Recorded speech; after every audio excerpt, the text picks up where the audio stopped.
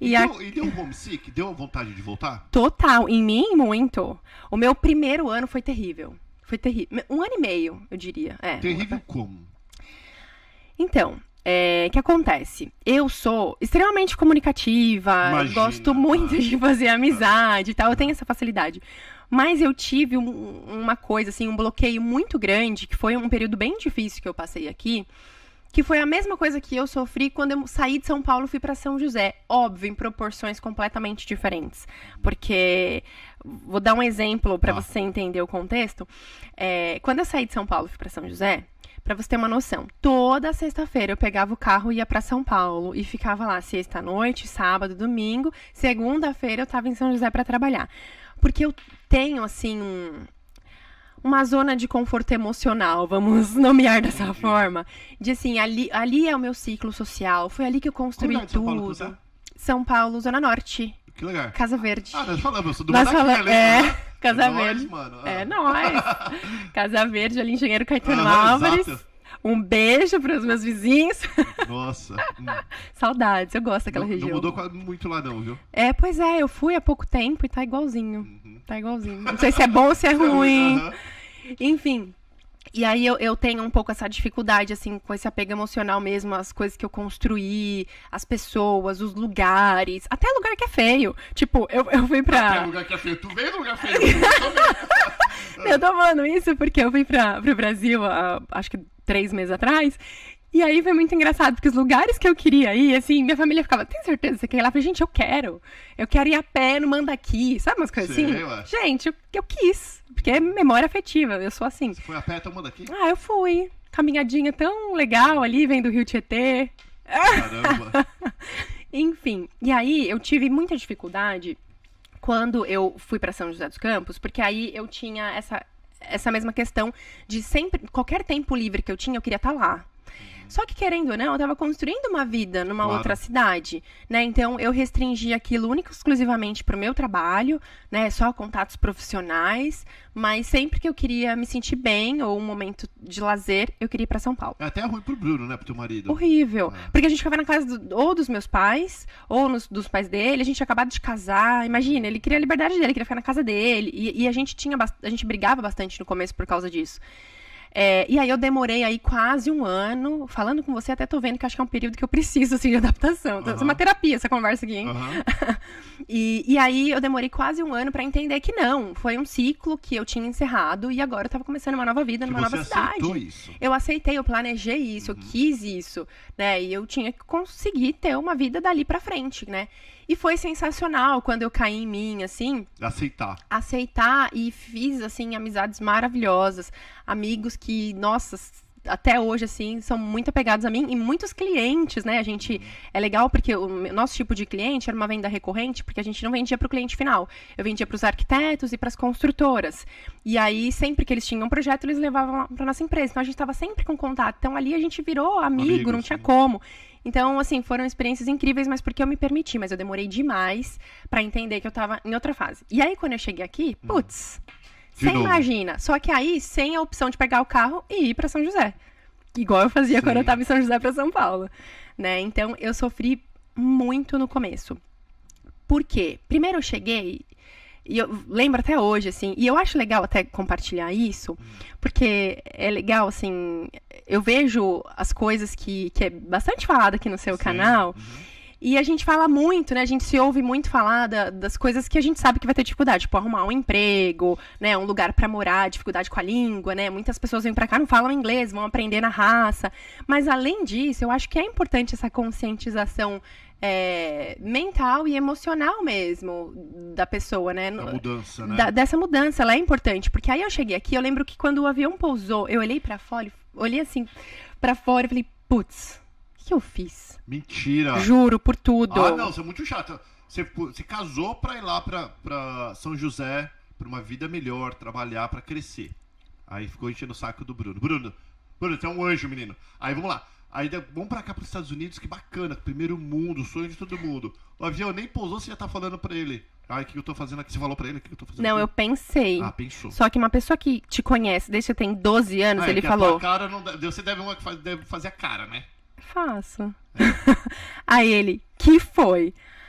Aí eu, não, tô um pouco abalada, nossa, que decisão, foi um negócio muito rápido. Por quê? Um detalhe importantíssimo pra falar nisso tudo é que esse período dessa mudança, quando ele falou, não, quero morar em Orlando, vamos passar uma temporada lá. Dessa viagem até esse dia que a gente tava mudando, tinha passado somente 6 meses.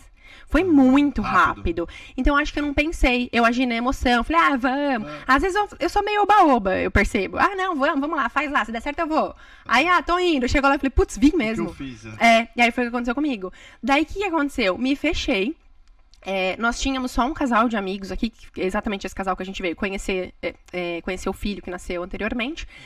Mas, assim, e todo o seu background, toda a sua vida, todo o seu relacionamento, tudo que você construiu, você chega aqui, você não tem nada. Então, mas eu acho que é porque... Então, vamos lá, legal a gente falar sobre isso. É porque você não veio com um propósito. É isso.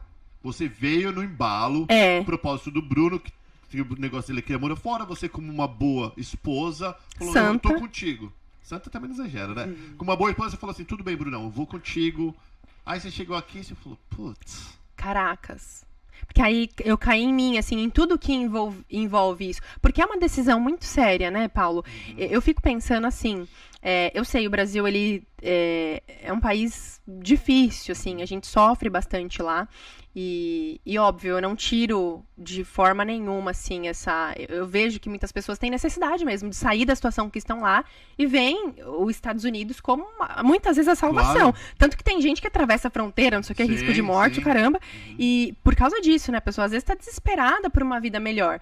E eu, de forma nenhuma, diminuo isso. Mas... Não era o teu caso. Não era meu caso e não é o caso de várias pessoas que vêm pra cá. Sim. Várias, porque eu, como uma boa ouvinte, converso com muitas pessoas que falam muito. Porque... Você é ouvinte? Eu sou super. Mentira. Juro por tudo. Você não fica com vontade de falar? Não, eu sei quando Você falou 14 minutos sem respirar agora. Mas quando é meu momento de ouvir, eu fico quietinha, juro. Eu tenho a noção. E aí, o que você ouve? Me conta. Então, e aí eu escuto exatamente essa questão do arrependimento de estar aqui. Da dificuldade de você querer, de repente, resolver uma coisa boba no banco e não consegue. Não sei, no momento que a gente tá vivendo agora, por exemplo, você precisa de uma casa para alugar, os aluguéis estão super altos. Caro. A pessoa não consegue, porque ela não tem background, não tem histórico. Se for ela e um americano, ela vai perder a aplicação. Então, são várias coisas que quando você chega aqui, você leva uns tapas. Um atrás do outro, né? Que você fala, putz, grilo, não imaginei que tinha isso. E eu acho muito importante essa conscientização antes de você chegar aqui. Porque, óbvio, eu não vou falar que aqui é ruim, porque eu tô aqui até hoje. Claro, maravilhoso. É maravilhoso, eu amo esse país, eu amo Orlando. Só que é muito importante você vir consciente. E principalmente isso que você falou desse propósito. Acho que as pessoas que vêm pra cá com um propósito muito claro, elas sofrem menos do que eu sofri no começo. Perfeito. Né? E assim... E aí esse 1 ano e meio, né, que foi E como que você fez, até legal, como que você fez pra sair dessa? Pois é. Primeiro, eu fiquei lá, né, no Muro das Lamentações. Reclamando, coitado do Bruno. Cara, o Bruno nem veio hoje, que ele falou assim, eu fui no divórcio. Não, não. Eu vou te falar uma coisa, eu não sou de reclamar. Eu sou de sofrer. Você sofre quieta. Eu sofro quieta. Aí ele olha e fala, ai, tadinha do meu bebezinho, tá sofrendo. Tá mal, tadinha. Então. Mas não vamos voltar, não. Mas ela é forte. Ela é forte. Já passou por tantas na vida, essa daí eu conheço. Verdade? Ai, então. E aí eu fiquei nesse 1 ano e meio, assim, nessa luta interna mesmo. De falar, eu tomei essa decisão. Porque eu sou assim, eu sofro, mas eu sou uma pessoa que eu encaro as coisas, né? Minha vida nunca foi fácil. Um dia, talvez, se tiver oportunidade, a gente fala sobre minha infância e tal. Mas eu sempre tive que... Você pode falar aqui se você quiser. Fala, dá um resumo sobre a sua infância, pra gente entender. Assim, por exemplo, meus pais se separaram quando eu tinha 3 anos de idade. E aí eu fui morar com os meus avós paternos. O que foi maravilhoso pra mim, hoje eu vejo que foi uma bênção, mas obviamente, como uma criança de 3 anos, não tem história. E aí, eu sempre tive muito essa questão, assim, eu sou muito apegada, né? Então, meu pai, né, teve uma outra família e teve outros filhos, tal. Você se sentiu abandonada? Total, né? Porque aí o que aconteceu? Meus pais separaram, eu fui morar com a minha avó, junto com o meu pai. Só que meu pai, em poucos meses, foi morar com a outra mulher e me deixou lá. com a minha avó. Mais uma vez eu digo que hoje, com a maturidade que eu tenho, com a minha idade, eu consigo entender que foi a melhor coisa que aconteceu pra minha vida, assim, sem dúvidas. Mas na ocasião, eu falei, que palhaçada, inconsciente, a gente não sabe, né? Mas inconscientemente, você fala, putz, Você pode falar uma coisa? Claro. Não foi a melhor coisa, porque senão você não fala... Tipo assim, não é que você fala assim, ó, foi melhor hoje, porque você é madura para aceitar. Mas claro que a gente gostaria que o pai tivesse levado essas coisas, ou não. Ai, assim... Sim e não. Eu falo que foi a melhor coisa porque em relação à estrutura também de família que eu tive. Assim, uma família estruturada. Porque os meus pais, eles casaram... Eu também não julgo eles hoje, né? Já julguei, mas... hoje não julgo mais. Mas assim, eles casaram muito novinhos. Meu pai tinha 16 anos quando se casou com a minha mãe com 19. Aí logo que casaram, eu já nasci. Então, eu fico imaginando assim, 2 adolescentes com uma criancinha ali chorando a noite inteira e tal. Assim, eu vejo que... Você tem irmãos de pai e mãe? Não, sou filha única. Então, como eu vejo que eles não tinham estrutura nenhuma pra cuidar de mim naquela ocasião, que eles eram imaturos, pra mim foi melhor. E morar com os meus avós, que tinham uma estrutura, já eram mais velhos, uma estrutura familiar, né? Cresci ali com os meus tios meio que irmãos, porque eles tinham idades bem próximas a minhas, não eram tios muito mais velhos, então eu tive ali relativamente irmãos. Legal. Então, assim, eu vejo que foi bom, foi benéfico pra mim. Pra minha estrutura e pra minha sanidade mental também.